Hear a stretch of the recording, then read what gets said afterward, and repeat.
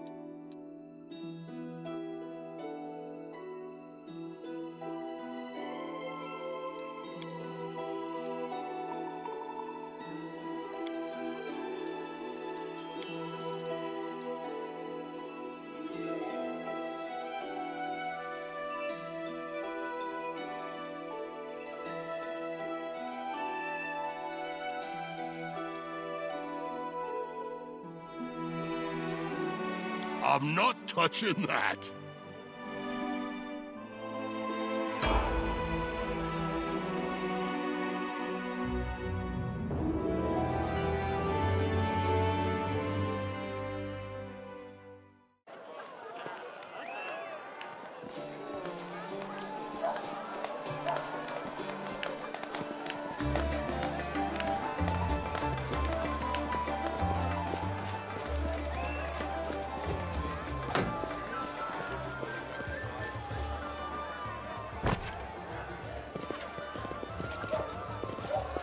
Hey, somebody! We got a wounded fighter. Can we get a healer over here? My, would you look at this? But why would you drag a wounded fighter into the middle of the festival square? Couldn't he be carted off somewhere else, like, oh, I don't know, an infirmary? Or an accommodating ditch? Make room, everyone! Step back! Now, what's the matter? What happened to him? The wound looks nasty. Who did this to him? Demons, Prelate. We found him barely alive outside the walls of Canabris.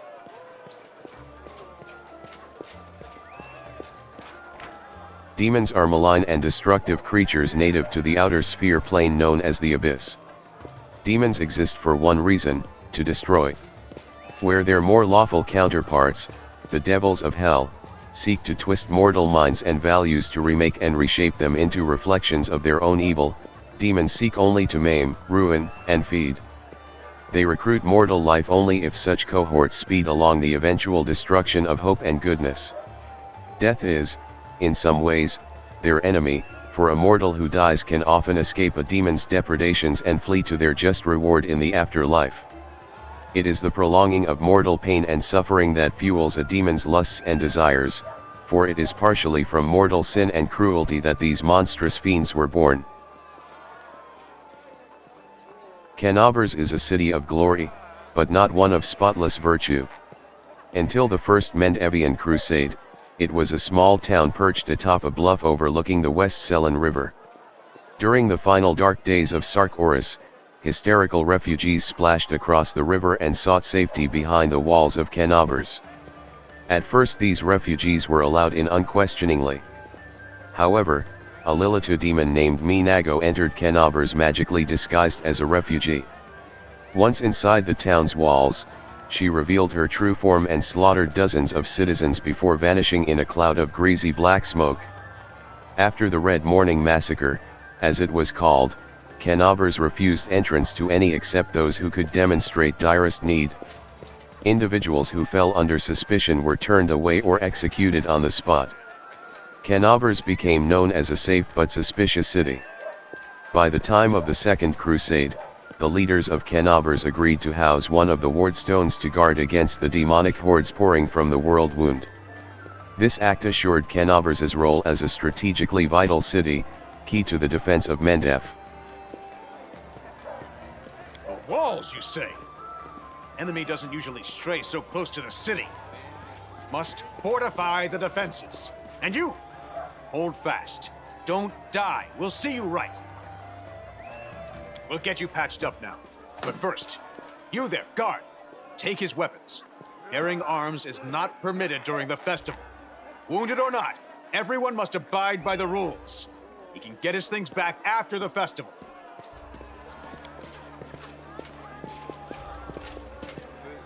O Inheritor, leader of our troops, the sharpened edge of our blades and the unyielding strength of our armor, Iomade, I beseech you, grant your mercy. Heal his wounds. You will have water as soon as we heal your wounds. My powers are not enough here. Someone call for Terendelev. You there! Yes, you! Stop dithering and gawping and make yourself useful. Go and get Terendelev! Prelate, surely there is somebody else here better suited to running errands. I'll get her! Terendelev! Has anyone seen Terendelev?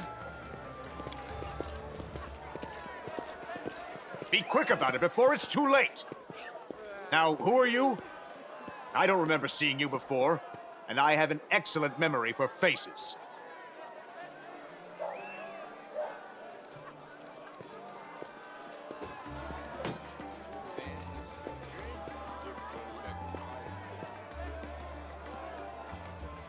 You don't remember at all?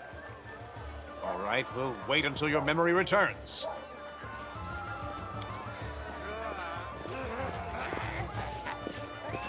My dear prelate, please, for the sake of the festivities, stop interrogating this poor man. He has been through enough already. Go on. I'll take care of him. All right, as you wish. You are our protector, and a dragon at that. So I shall defer to your wisdom. But be on your guard. I've been informed he was wounded near Canabris. That means the demons are prowling just outside the walls, and the city is crawling with their spies. Others may be able to relax on this holiday, but not you or I. Not the defenders of this city.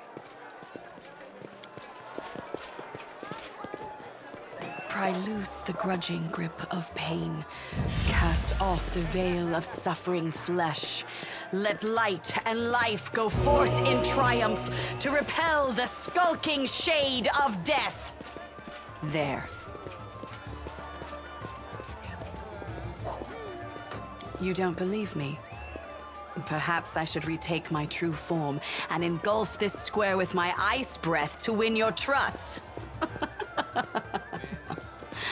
Pay no mind to my current guise. I appear this way when I walk among the people.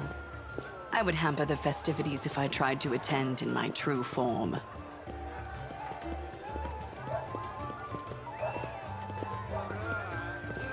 I do not know yet, and that troubles me. I am not entirely sure what the demons did to you. This wound is no ordinary injury, and it was inflicted by no ordinary weapon. I have rid you of your pain and restored your strength, but only time will allow you to heal fully. I accept your thanks, but my work is not yet done. My name is Terendelev. I am the protector of this city. Certainly, but be careful. I have managed to get you back on your feet, but I have not healed you fully. Alas, sooner or later, your pain will return. But do not be discouraged. You will recover, I promise you that. Tomorrow, come to the cathedral and say that you are expected by Terendelev, protector of Canabris. We will find a way to help you. But for now, put this out of your mind and enjoy the festival. They are all too rare in this time of war, and merriment is one of the best medicines.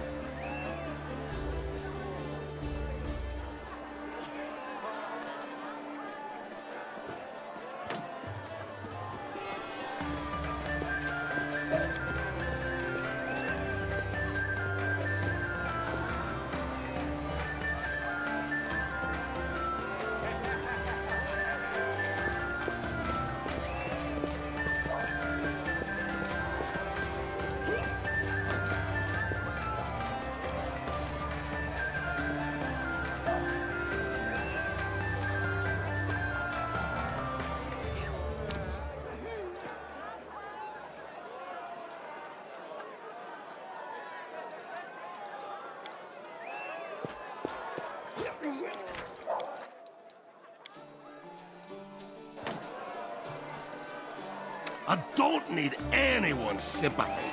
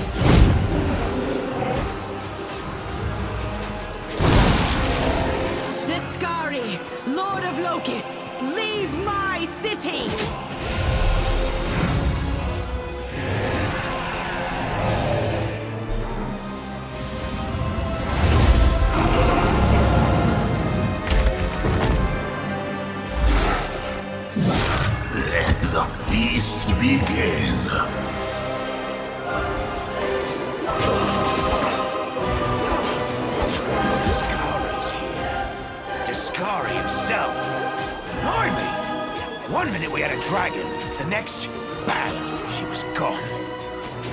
What are you gonna do? Fight or flee? If fleeing's your plan, let me help you out. I've got a scroll here with a good protective spell. Yeah, you have. You owe me your life.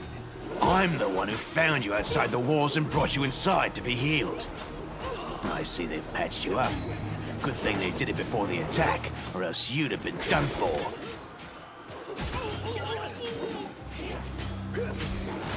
You must have got a good drubbing round the head, brother. Discari's a demon lord, the most fearsome enemy of all crusaders and all living things, come to think of it. The most powerful of the demons are unique demigods, rulers of the abyss, with their own individual powers and abilities. These demon lords are known throughout the multiverse, and many cults worshipping them exist on the material plane. The total number of demon lords is beyond knowing. Of the countless powerful demons who rule the various layers of the abyss, some are more widely known and worshipped. The most ubiquitous demon lord, and the only one to have attained full godhood, is Lamishto, the mother of monsters. Sure thing. Here, take this. Best crossbow I've got. The person who made it said it could pierce the hide of a demon lord even. Good luck! Try not to get eaten now!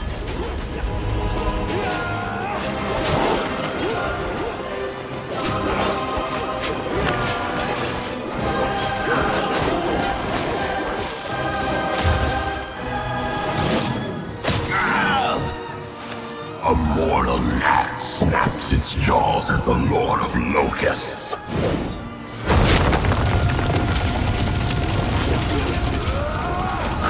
Behold, Iomade. Behold the death I sow.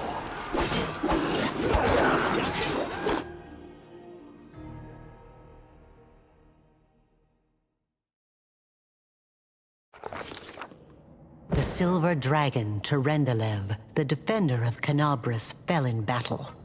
Hardly surprising, as she had to fight the demon lord Discari himself. He willed the land to part and swallow all who dared to stand in his way. But the war was still far from over.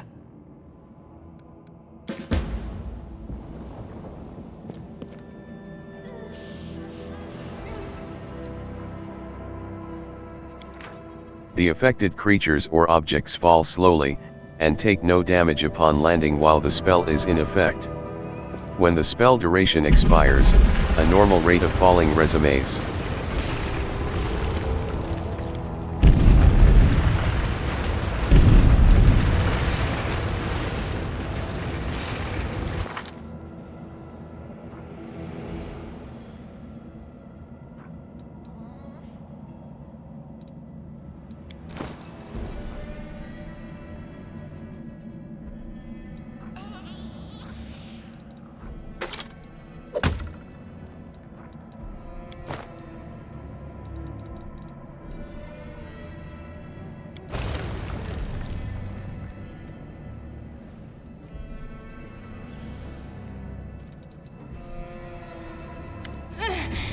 Oh, holy mother of...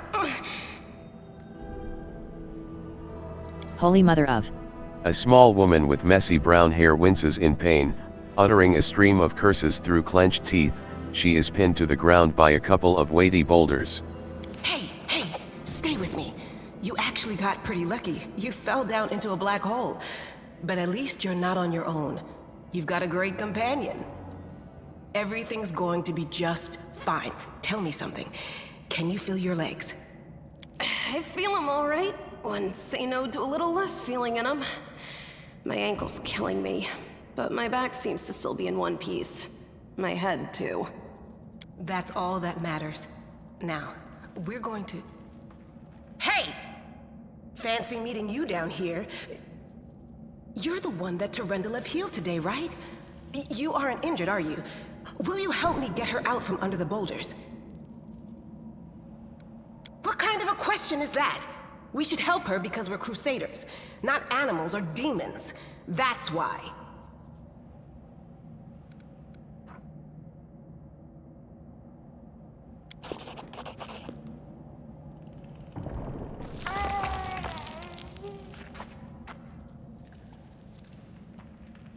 Summoning all your strength, you manage to lift the rocks up enough to free the wounded woman from the rubble.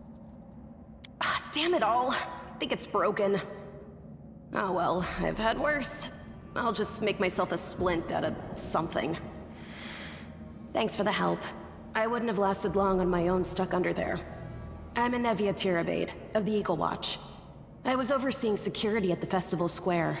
I thought maybe spies or demon worshippers might have something nasty planned. What actually happened, though? Now that I did not see coming. I don't think anyone could have been prepared for that. Well, I'm Sela, paladin by the grace of Iomade. I crossed the whole continent to come to Mendeb and fight demons. And well, I've been fighting for a while now. I don't even want to think what might be happening up there in the city. Canabres has lost the protection of Terendelev, and of the Wardstone too, looks like. It's a relic without equal.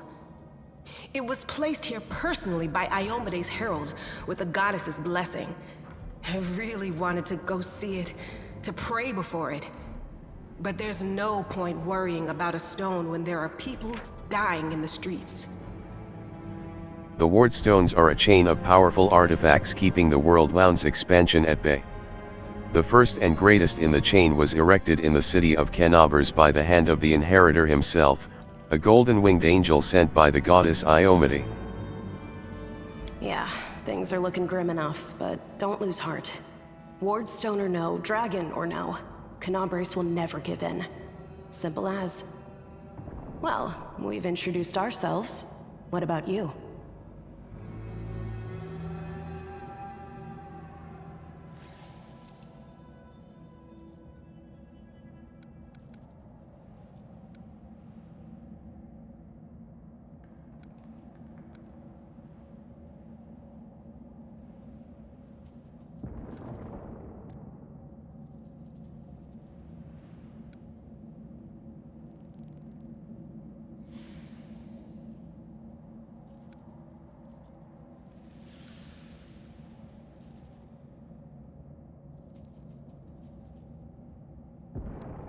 Yeah, we've seen plenty of your type before. At least it's an honest answer. Now then, I'll hobble my way out of here somehow. The city ain't far, only 30 paces or so. That's if you're going straight up, of course. I'm afraid we're gonna have to go the long way round.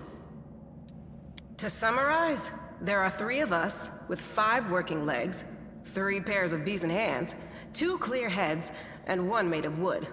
That's mine. Underground monsters beware! Anevia, you stay behind us. You're in no fit state to fight. If we do come up against anything, the 2 of us will try to manage on our own first. Well, onward! May the good deities lead us back to the open sky soon.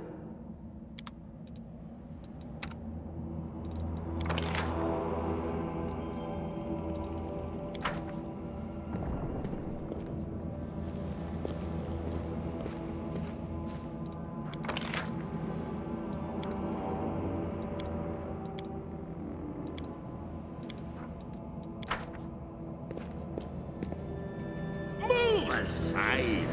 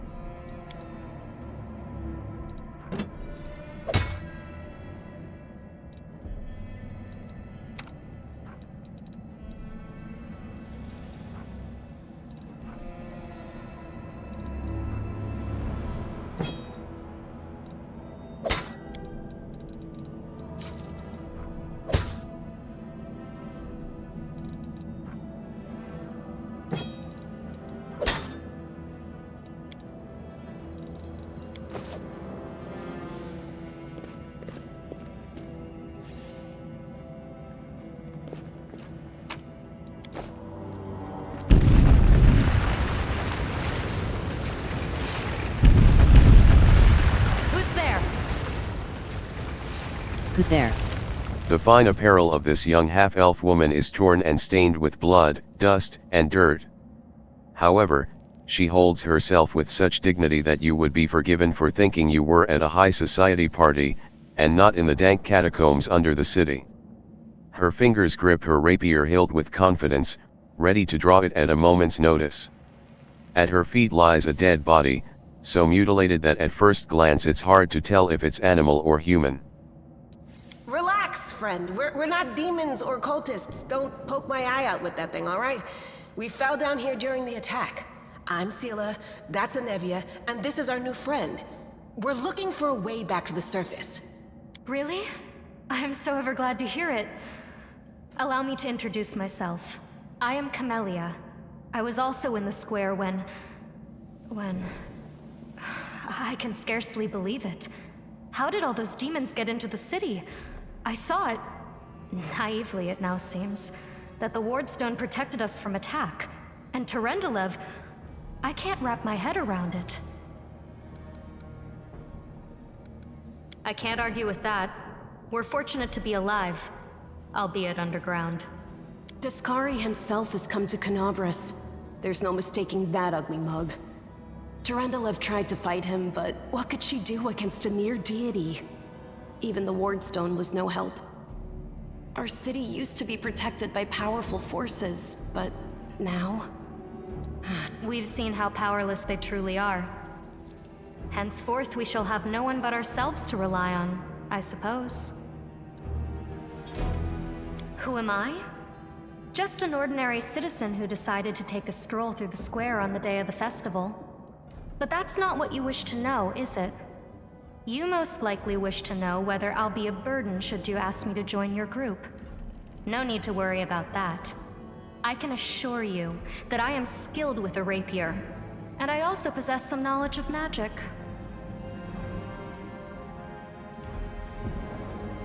That's right. It would be the height of foolishness to survive a demon attack only to perish under a pile of rubble. Are you coming with us then? The more the merrier, and that blade of yours is nothing to sniff at. Certainly. Survivors should stick together. It's only sensible. Who knows what else could be prowling about in these caves? Let's see if this poor bloke has anything useful on him. Not to sound like a heartless brigand or nothing, but we kinda need all the supplies we can get right now.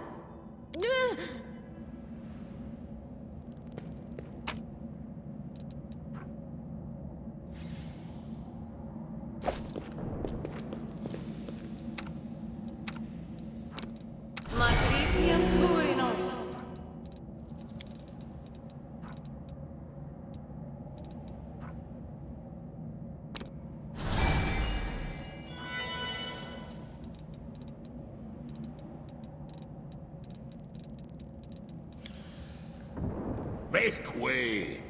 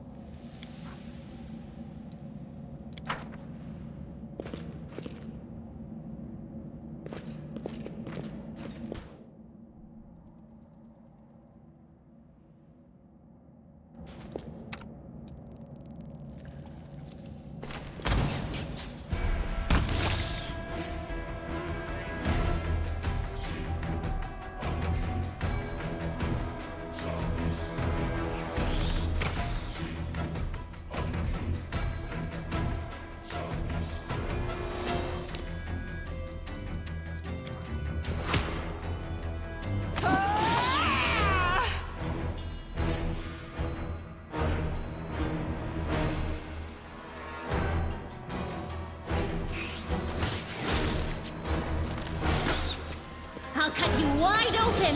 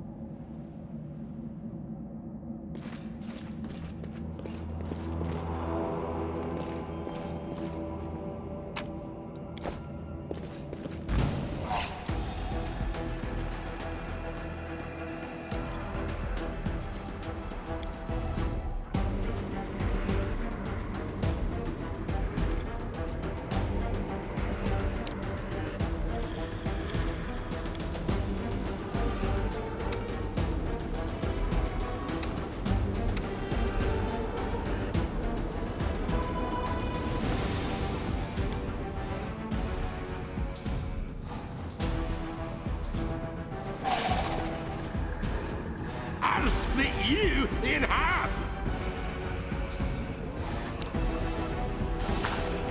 The spirits demand your blood.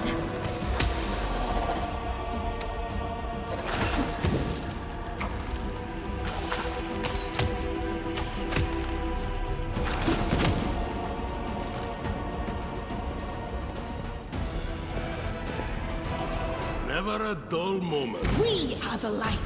They are the darkness. You are today's sacrifice! Smear.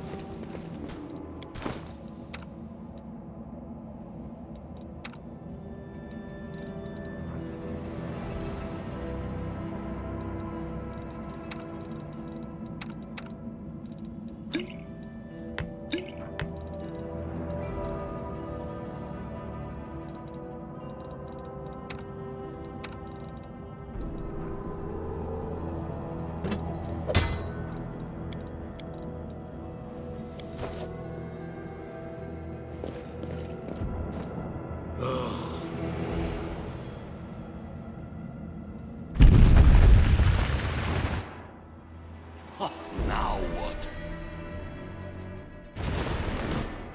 They will break against our resolve.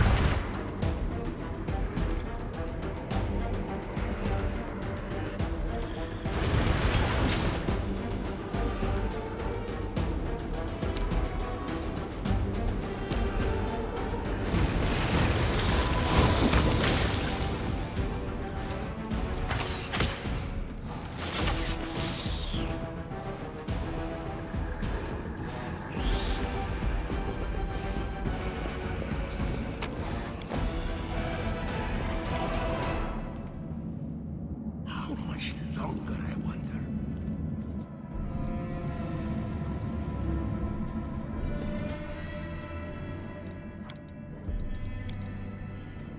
Open your heart to me.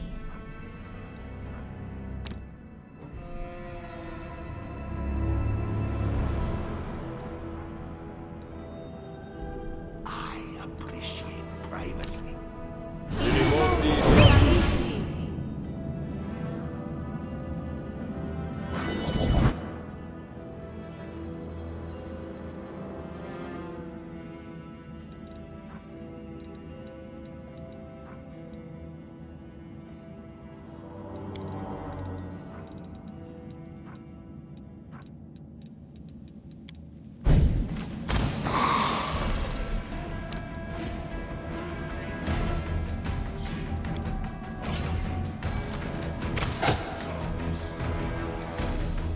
Go for their hearts!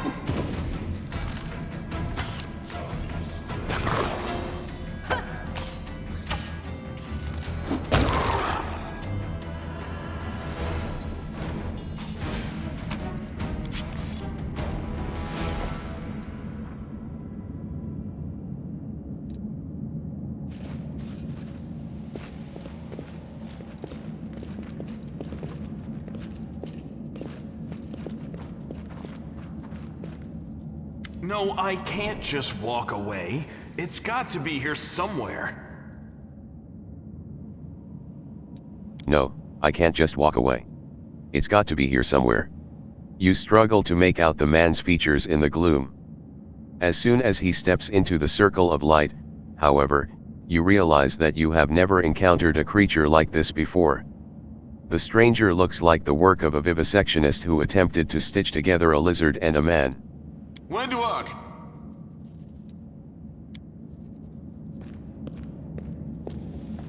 Lan, did you find it? Who is that?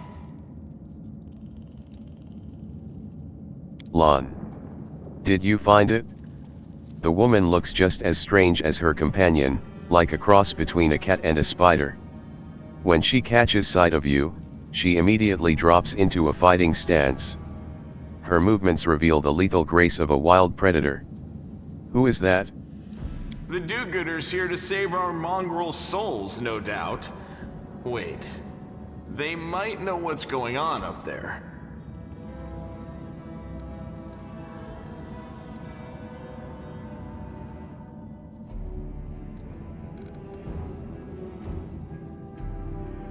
Wait, don't do anything rash. These guys may not look like angels, but they're not attacking us. And they probably know a way out of here. Let's give them a chance. Agreed. We need guides, otherwise we'll be wandering around down here forever. This is the hall where we remember the glory of our forebears.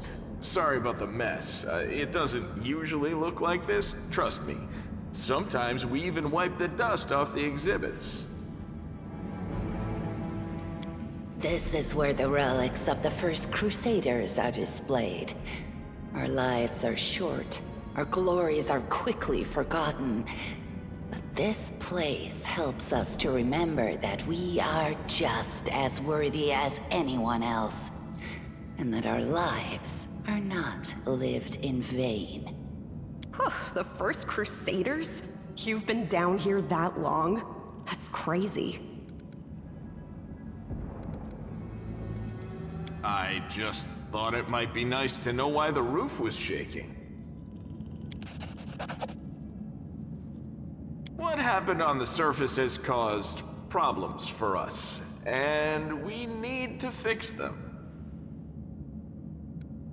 If things are as bad as you say, then we all have to hurry. You didn't come from the direction of the shield maze. Damn it. I couldn't care less about what's happening on the surface, but the maze. I realize that you guys have your own troubles, but we need to be in Canabres. People are dying up there. Please, show us the way out. That's none of your bit. We're looking for a holy sword. It was here, in the center, sticking out of a rock. The sooner we find it, the better. Some kids from our tribe took off for the shield maze. They figured it had collapsed, and now it's their time to go up to the surface, like all the legends foretold. Except they don't have a clue what's waiting for them up there. They're not fighters. And Saul, the chief of our tribe, is dead set against it. He says that now isn't the time for the underground crusaders to take up arms. If we get the holy sword, we might be able to change the chief's mind. It's a fool's errand. None of us will be able to hold the sword, let alone use it to save anyone. It's not an ordinary weapon.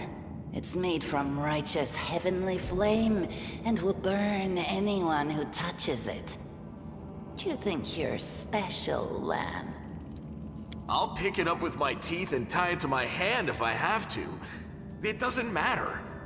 An angel's sword and a troop of stalwart mongrels will be able to work a minor miracle. Speaking of which, you're still here, Wendu, which means that deep down, you know it's possible. Angels are a group of altruistic celestials native to all three upper planes, Nirvana, Heaven, and Elysium. They represent all the multiple interpretations of goodness. The eldest angels were one of the first creations of the primordial deities of good, making them one of the oldest races in the great beyond, and were trained as celestial guardians and servants from birth. Most serve their creators to this day. Most angels in modern times come from ascended good mortal souls rather than direct divine creation. Sometimes these souls even retain aspects of their mortal forms. Heaven is a plane in the outer sphere, a realm of pure righteousness, where the forces of good gather to aid those on less virtuous planes and help worthy souls find rest. Though inconceivably large, it appears to most viewers as a mountain with a mysteriously floating peak. Heaven's residents see law and goodness as largely the same force. Order is the greatest good, and goodness is the greatest order. They recognize the good intentions of the Azotas of Elysium, but view them as misguided children. Similarly, they oppose the lawful evil forces of hell, but credit them with intelligence and believe that they can at least be reasoned into truces and stalemates, and, perhaps, even redeemed.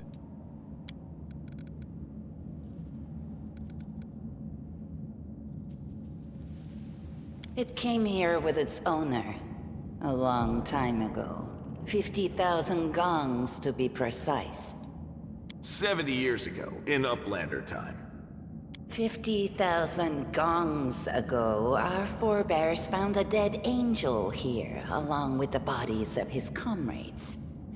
The tribe gave them a dignified burial, and they were laid to rest with their weapons.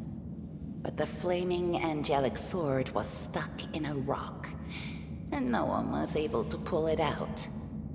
It burned to the touch, like real fire. So the rock was placed over the angel's grave. It should be here somewhere. Maybe the angel will dig himself out and find the sword for us. That might be our best shot in this chaos. Lan, watch your tongue. Yes, there are other ways up, but they are far from here, and after the earthquakes, there's a good chance they've collapsed. But the maze... There's a legend among our people that when the walls of the maze fall, that will be a signal for us, the underground crusaders, that the time has come to go up to the surface and fight the demons in the final confrontation. Until then, the people say the maze is shielding us from taking rash actions. I'm the only one in our whole tribe to have been in the maze, and even I don't know if it's true. But the further I went in the maze, the fresher the air became.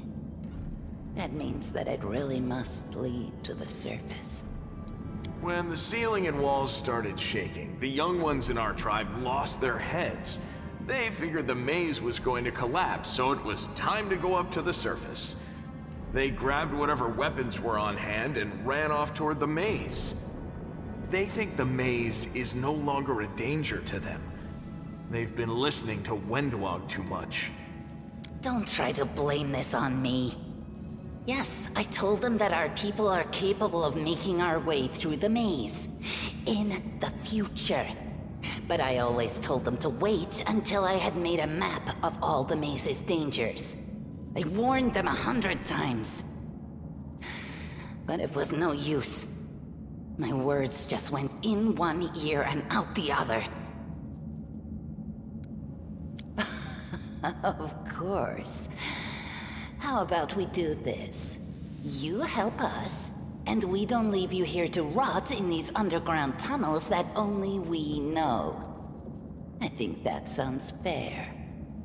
Yeah, and we could throw in a dozen fresh rats to sweeten the deal. That's a tempting offer in these parts.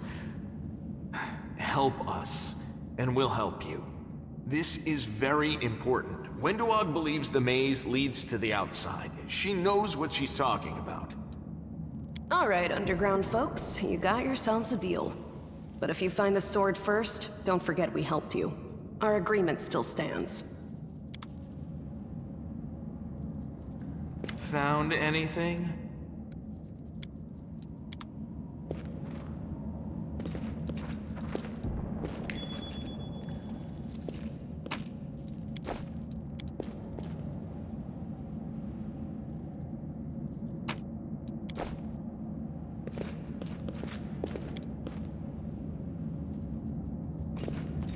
I'm not touching. I'll watch your back. I will help where I can.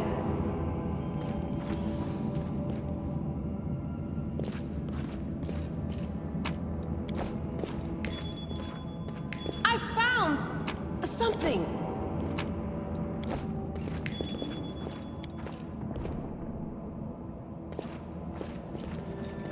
Now what is that?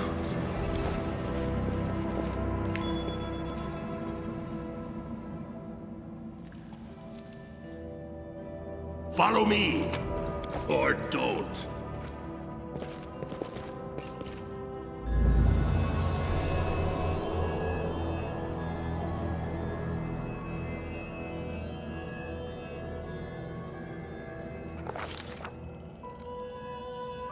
A strange flash pierces the gloom, and Rust Creep feels drops of searing blood run down his chest. The wound healed by Turendelev reopens and weeps scarlet, but there is no pain or weakness. A hazy scene appears, a cave chamber, this one or another one entirely. Rust Creep's heartbeat quickens, and a stream of thoughts suddenly bursts into his mind, thoughts that clearly belong to another. Treachery. They betrayed me, trapped me, and stabbed me in the back. My trusted allies, my treasured friends, the people I swore to protect, the people for whom I descended from heaven and came to this turbulent mortal world. There they are, up ahead, in the gloom of the cave. What are they waiting for? Are they afraid to draw any closer? Do they believe I am about to die from their traitorous blows? Next to me, a quiet moan. A girl with a golden braid lies on the rocks, clutching her slashed side. She refused to join with the traitors and paid dearly for it. I could have tried to run, but I will not. Whilst I still have strength, I must. While recognizing the foreign origin of these thoughts, Rust Creep intuits that he can control them somehow. Let's try to. The voice, trembling with pain and rage, carries to the farthest reaches of the cave ceiling in this strange vision. Why? Why did you betray me and your comrades? What did the servants of the abyss tempt you with? Blurred shapes, the faces of several mortals, bleed into existence. One of them, a young half-elf with his hair twisted into a knot, responds to the accusations, "You and your goddess have given us nothing, Lariel. Nothing. But Lord Descari will give us everything. And there is no power in the world that will stop his advance." Larger than an elephant, this towering insectal nightmare wields a scythe made of bone. His wings are swarms of biting flies, and his inhuman eyes glitter with cruel intelligence. Descari, demon lord of chasms, infestations, and locusts, is believed by many scholars to be the usher of the apocalypse. He carved his realm from the raw matter of the abyss using the great scythe Rip Carver, a weapon he crafted from the remains of the strange creature his father, Pazuzu, mated with tens of thousands of years ago. Descari and his cult long plagued the northern nation of Sark-Oris, where his cultists were eventually driven into the Lake of Mists and Veils by Aroden. Yet upon Aroden's death, Descari's influence on Galarian ripened and burst, transforming Sark-Oris into the demon-haunted world wound. The frenzy of foreign thoughts comes faster and faster, like a rushing river, and images flash by one after another. A priestess in colorful robes observing the stars. A young female paladin praying, clutching her glowing sword. A majestic golden-winged angel gazing into the distance, his face covered by a helmet but his voice ringing clear, "Only if you're willing, and only if you're ready. There is no going back." There, in the vision, the darkness in the cave stirs into motion. Something massive appears from within its depths, a vague shadow, an outline, a nightmare come to life. A wave of odious chirruping and rustling emanates from the shadow, the sound piercing like hot irons lancing through flesh and bone. The traitors fall to their knees before the shadow in reverent ecstasy, and the wounded girl thrashes in her death throes. The yawning chest wound burns white hot, Rust Creep's head pounds with pain, and it is no longer clear whose pain it is, the person called Lariel who sent this vision, or the one unlucky enough to receive it.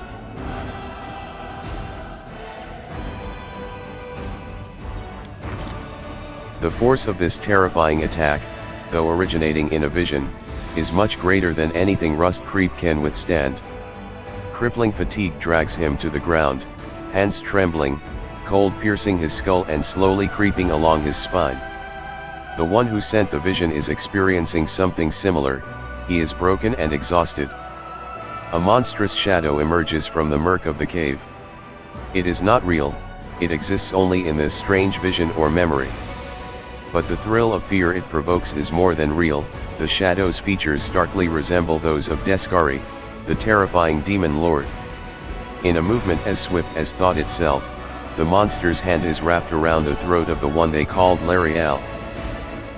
The foolish angel struggling on the rocks, like a fly with its wings torn off, intones the shadow. Its voice changes as it moves, shifting from a quiet whispering to a sonorous shout, becoming young, then old and quavering. Where is your goddess, angel? Where is her self-assured herald? How is it that you are dying here alone, so far from the light of your heaven? A strange calm envelopes the thoughts of the one called Lariel. He recognizes who stands before him and he knows he will never bow down before this enemy. The flaming sword flares to life in his hand, bright, pure, flickering with multicolored sparks like a sunbeam through stained glass. Slash. The blade slices through the demonic creature's flesh and the monster recoils with a howl, releasing his grip on Lariel's throat. The angel falls back heavily on the rocks. His vitality is ebbing, but his pride remains undiminished.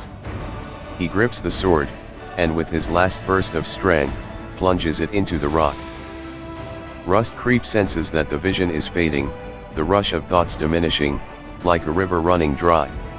The last thing he hears is this. You will kill me, monster. This I know. But one day, someone will come here and raise up my sword. They will raise it up and...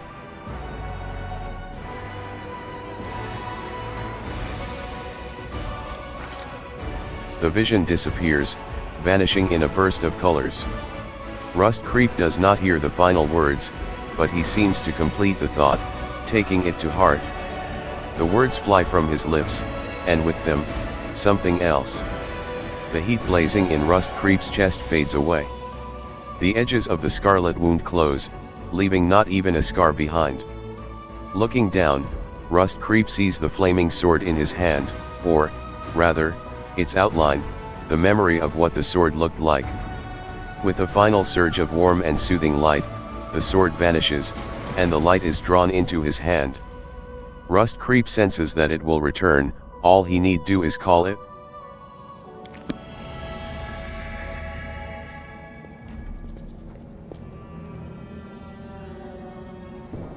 Hey!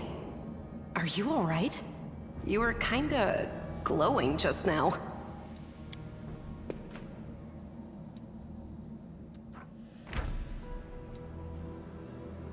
Iomade, also known as the Inheritor, Light of the Sword, and Lady of Valor, is the goddess of righteous valor, justice, and honor. Having served as Eroden's herald, she inherited many of the last Aslante's followers upon his death, and continues to espouse the ideas of honor and righteousness in the defense of good and the battle against evil. That was it. The light of heaven, but how? What did you do with it? Where did it go? It's only us here. Your group, you, me, Wendu, and the light of heaven that sort of got, sucked into you. Any chance you can whip it out again? We do kinda need it. Sorry, I crack jokes when I get nervous, and when I'm upset, and when I'm happy. Anyway, what I said, it came out wrong. We need to bring you to Chief Sull. You can show everyone the light of heaven, we'll rally the tribe and go into the maze, and we'll get back our kin. And what if he can't make it happen a second time? What then? The tribe will just say we're crazy and turn its back on us.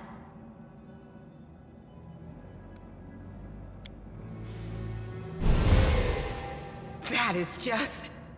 wow, I mean, that's amazing! Heaven has truly blessed you. This power is the most majestic thing I've ever seen in all my life. Is this what the sun is like, Lan? Yes, it's similar. But this light is more... golden? Chief Sull needs to see this. Now that we have the power of angels on our side, he can't say no. He'll have to assemble a troop to storm the maze. You Uplanders care about your kids, right? Help us save ours. Without them, we won't survive. And then, the perils of the maze won't be so bad if we go together. We'll make our way through it and find the way to Canabras. Let's go. We'll take the short route. Well, the only route, really.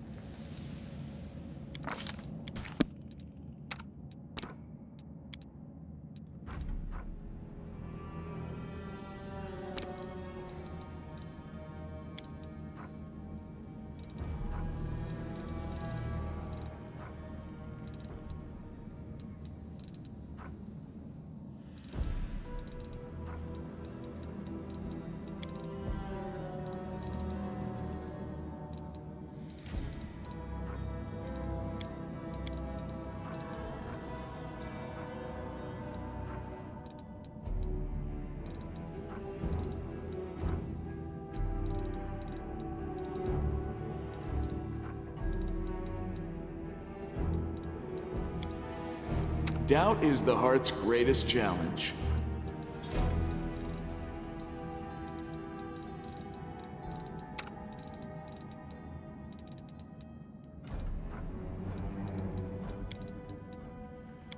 I'm all ears.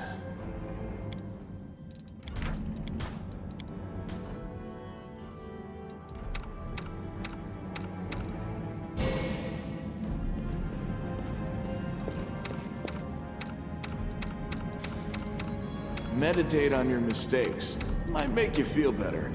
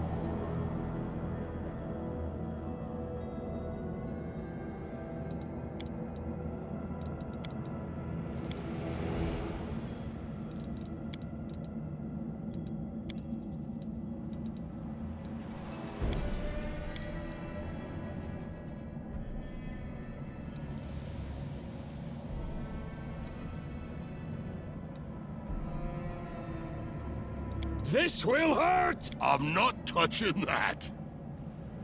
Don't know, don't care.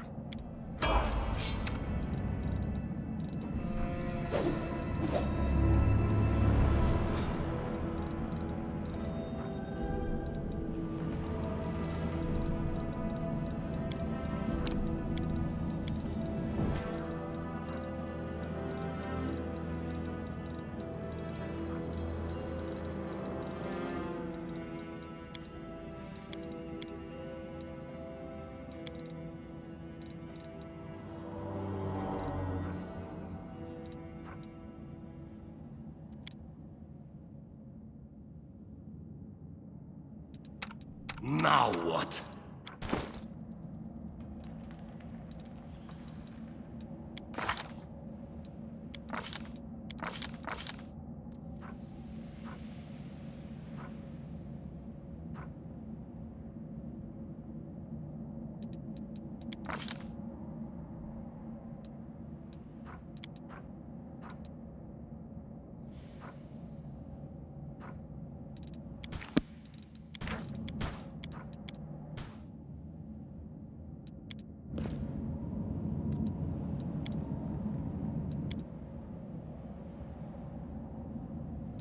I was never good at stealth, but I'll try.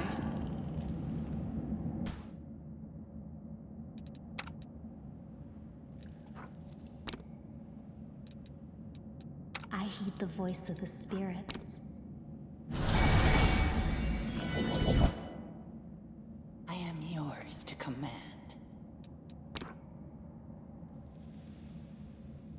I'll split you in half!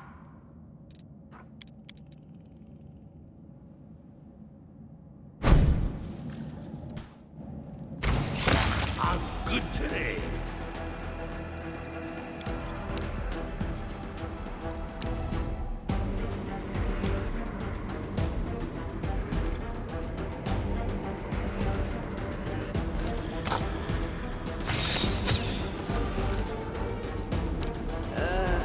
Did I mess up again?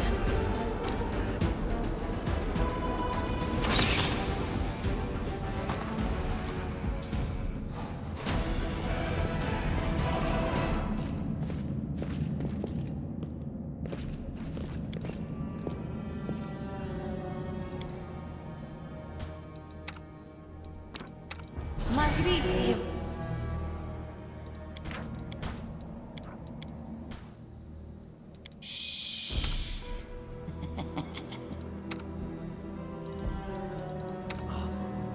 Turinos!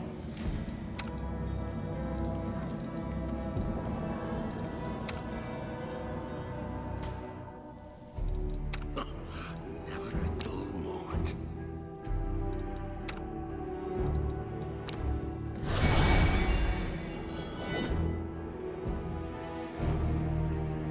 Move aside. Are we in trouble yet? I appreciate privacy. The spirits guide me.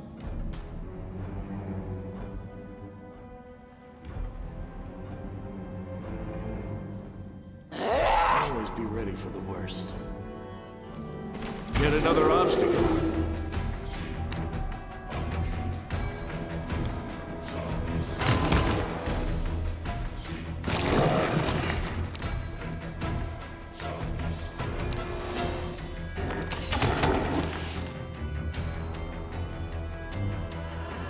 I'll cut you wide open!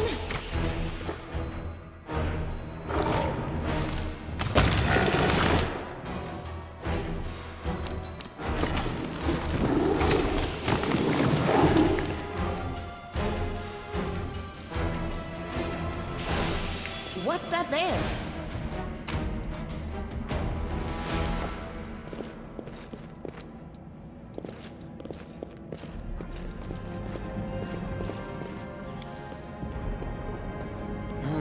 Forget it. Thanks, Lan. You're so awesome, Lan. Make way.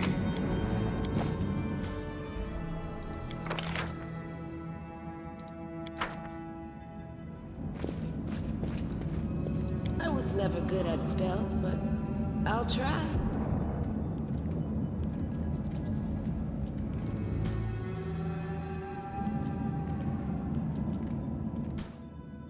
You need me. Good. Don't know, don't care.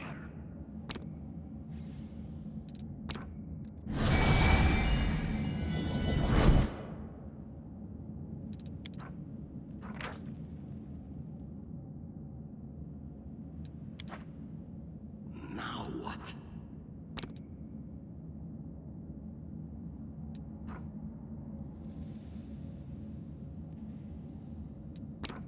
Save the last one for me.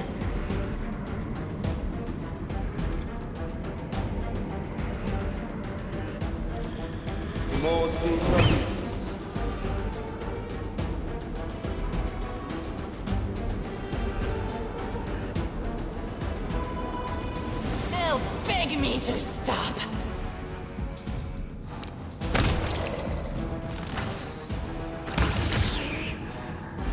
You've crossed the wrong mongrel.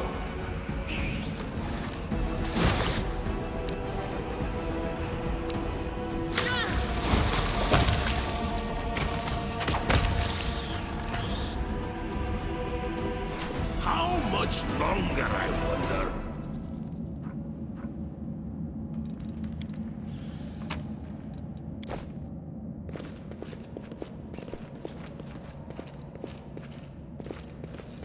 I found Something? I'll prove I am the best. No reason to pause. You can trust me. A bright future awaits us. I don't need anyone's sympathy.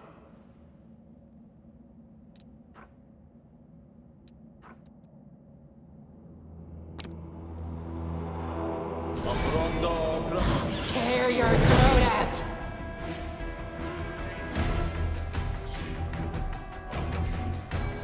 I'll rip you apart! Smear them.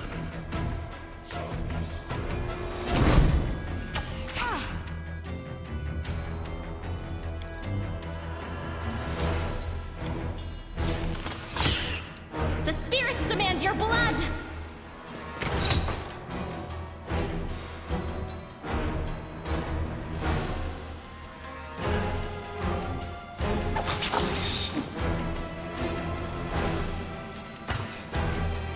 You are today's sacrifice!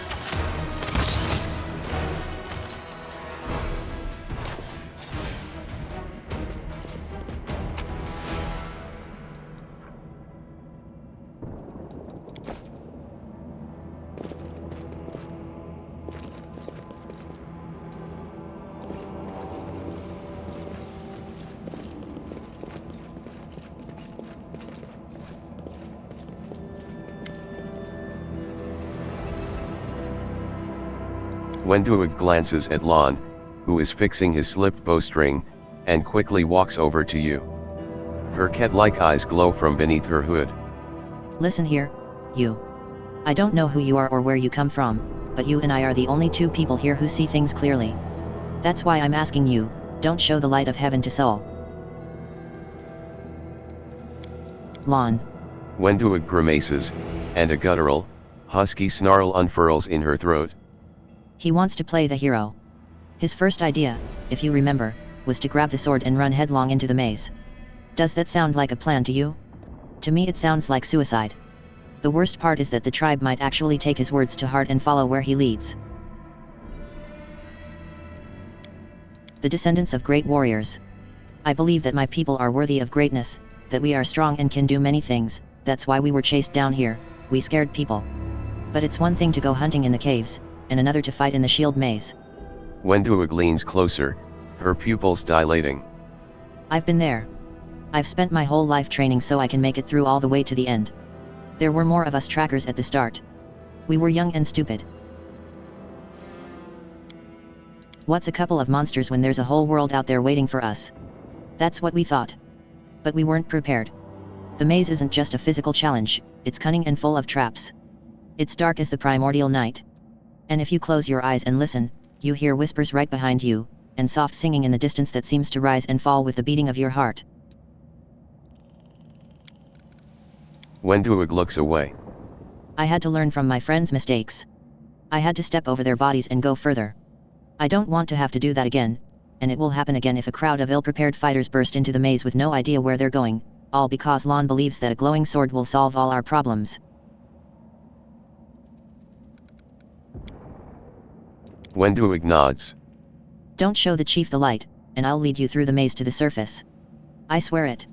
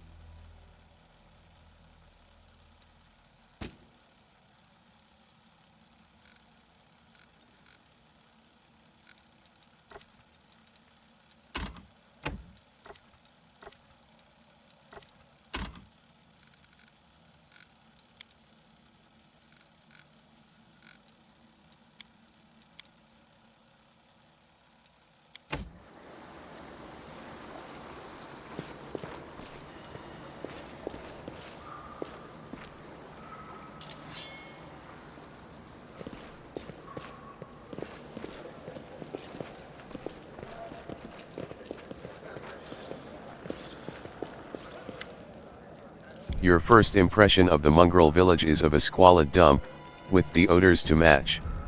Unblinking, glowing eyes watch you from the gloom, and deformed shadows slope between the huts. You see some mongrels gutting white, eyeless fish, while others are repairing fishing nets, all the signs of normal village life, but tense expectation hangs in the air. A heavy-set, aged mongrel slowly shuffles his way toward you. The hair on his head grows in limp, wispy strands, and his face has a distinctly rat-like appearance with pronounced teeth, and you hear a rattling sound in his chest with every breath he takes. One of his eyes is white, fully scarred by cataracts, while the other gleams with moisture. Uplanders, and Timish are upon us, indeed. Chief Soul. We found the angel's sword. And we found the one who can wield it. Lon points at you. He had a vision, and now the angel's sword together with the light of heaven are somehow inside him. Gather the tribe. Anyone who can hold a weapon. The young ones are still alive, we can go save them. Sol raises his hand with ragged, broken fingernails. Ah, Lon, always dreaming, always talking. You're too hasty for your own good. It's going to get you in trouble. Sol eyes you up and down. An uplander with the light, oh heaven, that too good for us. Our kind don't have good things happen, they're always a catch. Lon trust share people because he cash to believe. Isn't he that right, Lon? I'm the chief, I don't work on faith. Show the light. Wenduig stares at you intently, like a cat watching a bird, and shakes her head in warning. Sol points off to the side. There he is. Hale and hearty and prim as a peacock. Just like me. Sol laughs, but quickly returns to business. Not good. Too many uplanders, not good, not right. What are you up to here? You're not one of us, we're not your kind. When the time comes, we'll come to you. Not you to us.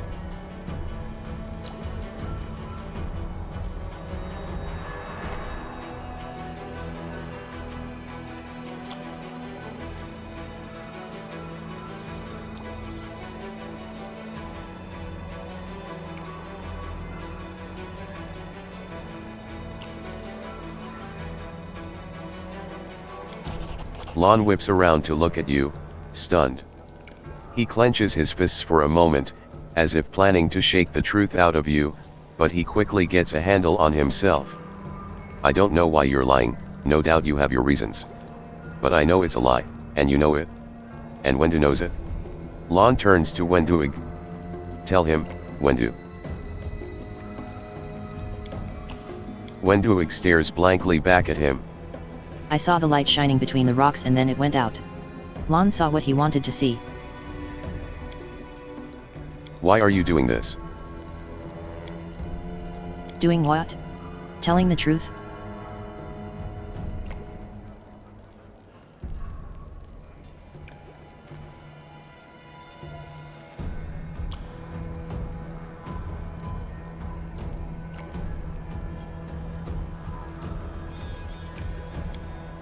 Lon looks at you expectantly, and sighs when you don't answer. Right, you and Wendu have worked everything out between yourselves. You played me for a blind mole here. Lon barks a hollow laugh.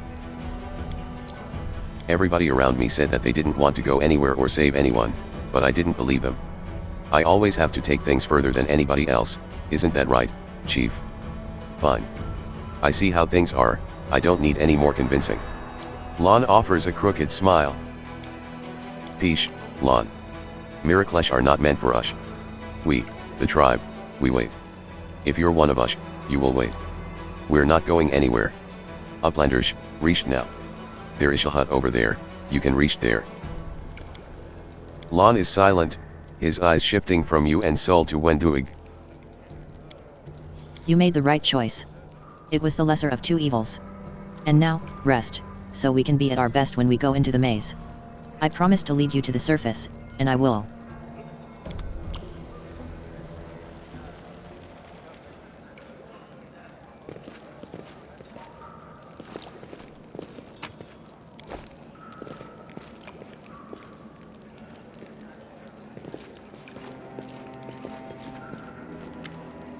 Sol heaves himself around to face you.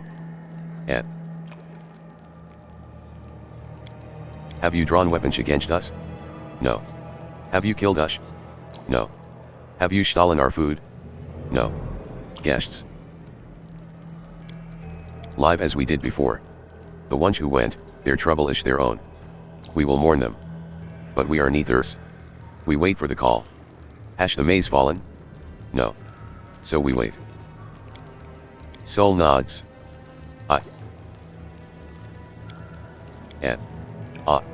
Well, we're the Crusaders under the ground. The children of the first Crusaders. The world wound touches everyone, look at us, we are all marked by it.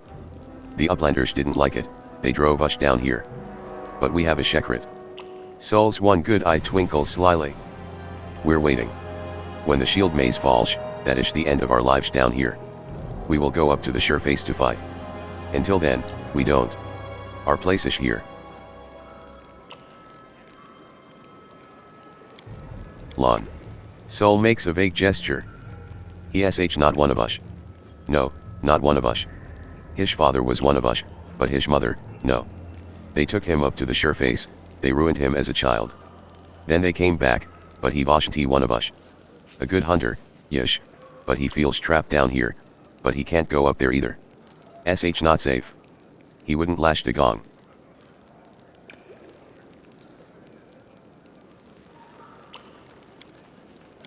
Wenduig. Our beauty, our huntress. Who is more skilled than Wenduig? There are braver fighters, yes, but brave doesn't mean skilled. Wenduig is the only one to go into the maze and come out again. The others listen to everything she has to say. Sol shrugs. No matter. Sol looks at you, clearly preparing to say some harsh words, but in the end he just waves you off. I'd forbid it. But what would be the point? It's Wenduig. She'll ignore me and do it anyway. I spoiled her. No point wringing my hands over it now.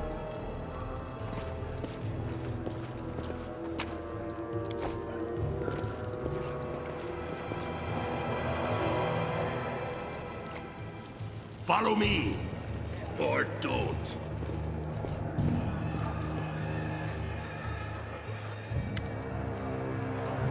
Finally, someone from the surface. I was beginning to lose hope.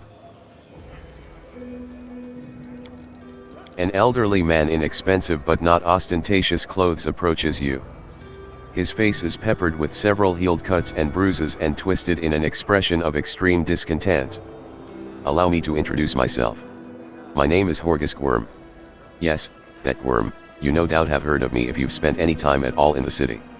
I have a business proposition for you.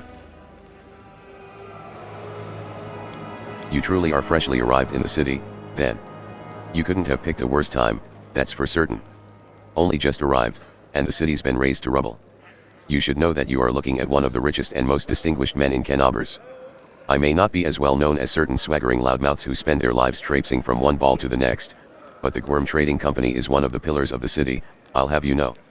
Did you see the marquees in the square? I paid for those. Tried any festival delicacies? You have Horgus Gwyrm to thank for that. I don't know what is happening on the surface right now, but I am determined to find out. You have no intention of seeing out the rest of your days in this village, I suspect. We must find a route back to the surface, to the city. If there's anything left of it. You look like you've spent your entire life surviving in the wilderness. I can't think of a better recommendation, given the circumstances. You are strong, it will be no trouble to you. But I, alas, am not as fit as I once was. I can't go crawling about through caves, playing at scouts. My proposition is simple, lead me back to the city and I shall pay you 1,000 gold coins. I suggest we help this man.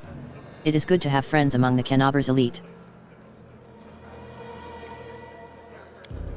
I would gladly pay in advance, but all my wealth is up on the surface. Fear not, the word of a Gwyrm is worth more than platinum.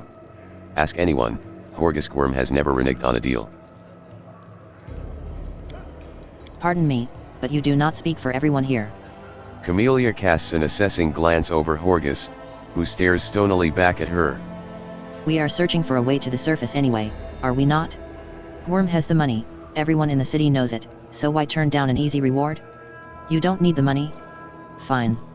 In that case, the reward will go to me. Splendid. In the meantime I shall sit here, in the village.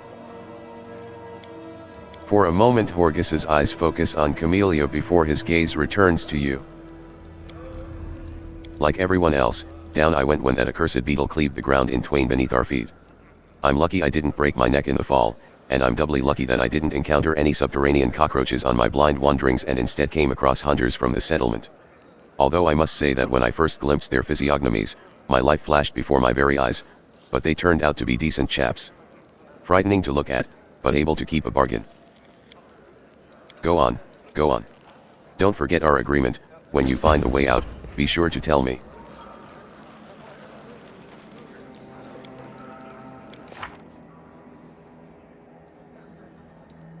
Horgus Squirm's first priority is finding a way to the surface. He is willing to pay generously for a guide and hire the finest bodyguards money can buy. Unfortunately for Horgus, the best bodyguards are not in the vicinity. Power twists and warps all who possess it. Once a person becomes accustomed to a special position in society, they develop a condescending attitude to others. This attitude remains even when society itself crumbles around them. Horgus Squirm, a man blessed by noble birth and no small amount of superiority, has found himself in unusual circumstances. He persists in clinging to his riches and power, even as their value dwindles with every passing minute. The festival organized to raise the spirits of the city has ended in death and destruction. Those lucky enough to survive ended up in the ancient catacombs beneath Canobers, catacombs in which, so the rumors say, live a brood of bloodthirsty humanoid creatures. The mongrels say that the shield maze that leads to the surface holds many dangers. Before setting off, it would be wise to rest in a village hut as Chief Soul advised. One strike of the Demon Lord's titanic scythe and the merriment turned to terror, and toasts of celebration turned to moans of the dying. For those lucky enough to survive the calamity, it makes sense to seek out fellow travelers in this misfortune.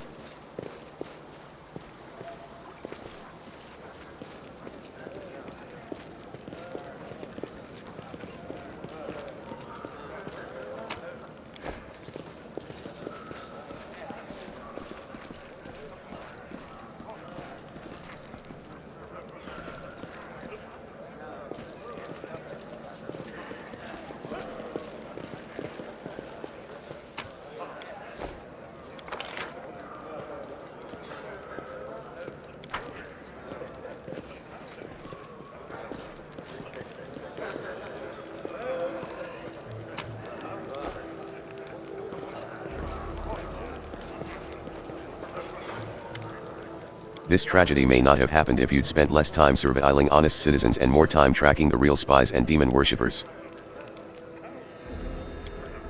Brilliant idea. How come I didn't think of it?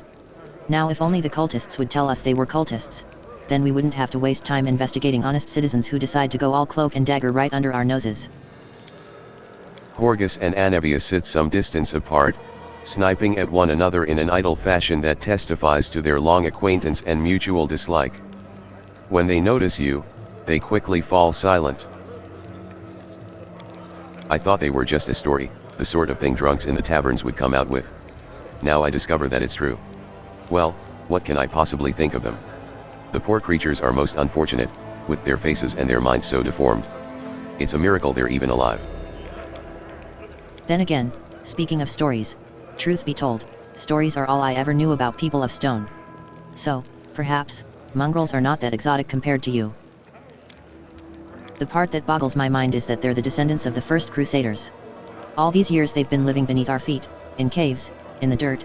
If I'd known the legends about them were true, I'd have dedicated my life to getting them out of this place. To what end? The people of Canobers would have stoned them on sight, and Prelate Holrun would have had them tossed on the pyre en masse. Whatever the ills of this place, it is their home. How long do you think they would have survived on the surface? I'm going to go home. Last I knew, I owned a very fine mansion. I shall see if it's still standing or if I am now homeless. I'm going to find Irabeth. She's my wife and the leader of the Eagle Watch.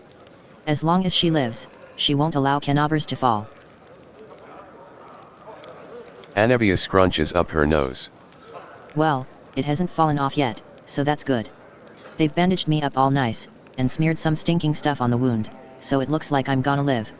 They said wait a day and I'll be right as rain. So I'm waiting. It's an old matter.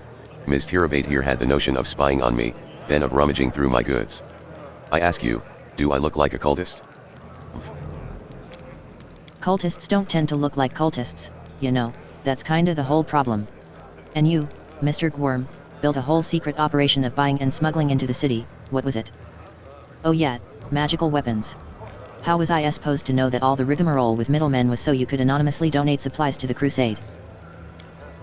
Don't you see? I have a reputation to uphold, one that I value most highly. Gorgus Gwyrm is a hard-nosed businessman, not a good fairy from a tale. Yes, I care about my city. Yes, I wish to see that its defenders, my defenders, were well-fed, healthy, and well-armed. But to make those donations openly was unthinkable. I might as well hang a sign outside my door welcoming in every sponger, leech, and parasite in the city. I appreciate your help for the crusade. No jokes, you're an alright bloke. But carrying on secret dealings in a city that's teeming with cultists is a huge pain in the backside for us lot whose job it is to keep an eye on that sort of thing. Go on then, and don't dilly-dally. The sooner we get out of here, the likelier we are to find some people still alive up there. Take care of yourself.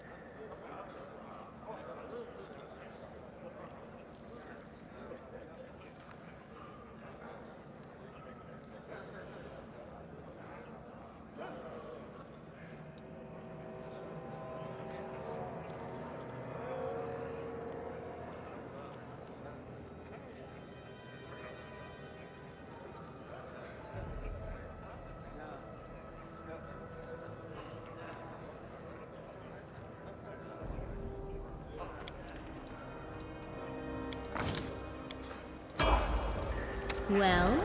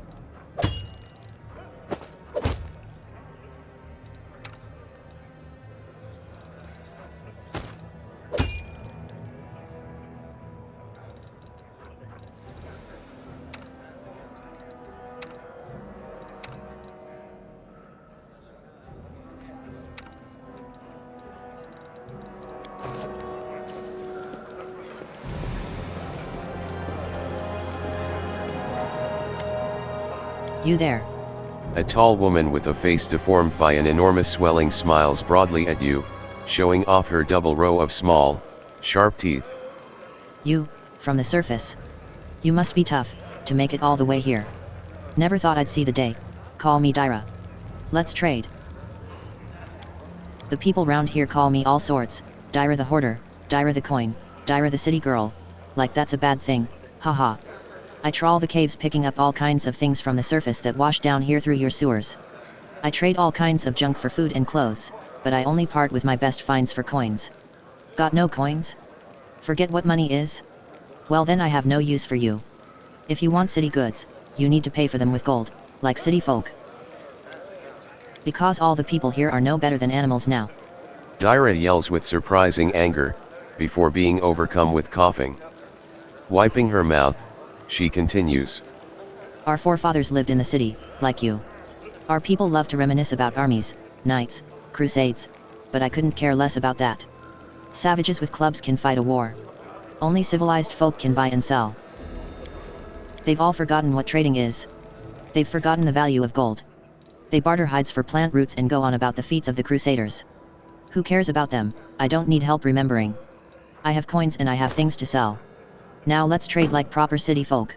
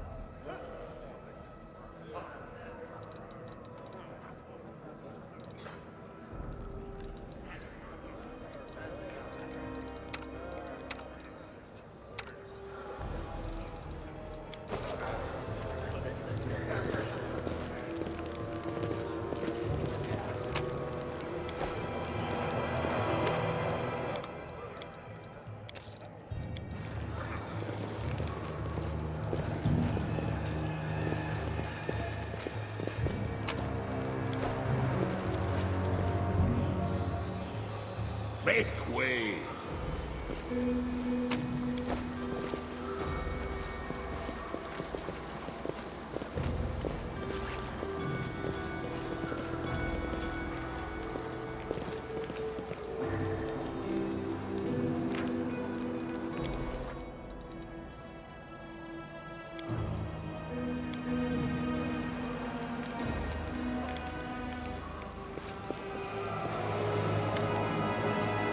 It's time.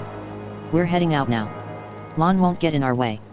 Wenduig breathes in deeply through her nose, her eyes narrowing in concentration, like she's trying to taste the air, to detect even the faintest sense. Finally, she gives an approving nod. To get you out of here. I'm keeping my word. Wenduig looks around. It's quiet now, the village has settled down. I know the shortest route to the maze. We'll take a boat. No one will see us. Wenduig snorts and turns away. You think I like looking at uplanders? I've got better things to do. Don't think you're special. On the way to his death, if he decided to go it alone. Or maybe he's in a hole somewhere, crying about how lonely he is. I don't care either way. You listened to Wenduig's advice and lied to the mongrels, claiming that you'd never seen the light of heaven. Wenduig nods. Right. And another thing. You could have chosen not to listen to me, but you did. That means you have real strength in you. A strong person can take the truth, even if they don't like it. And the truth was on my side. I want to say. Wenduig averts her eyes. Thank you. You saved the tribe from a stupid mistake. They're alive now because of you. Now let's go to the boats. We'll get there fastest by water.